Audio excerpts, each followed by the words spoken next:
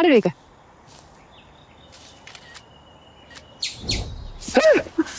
എന്താ അണ്ണാൻ?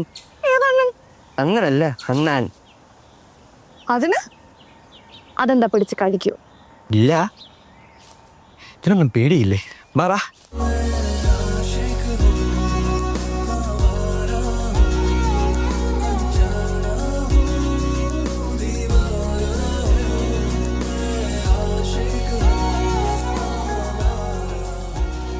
അടുത്തോ?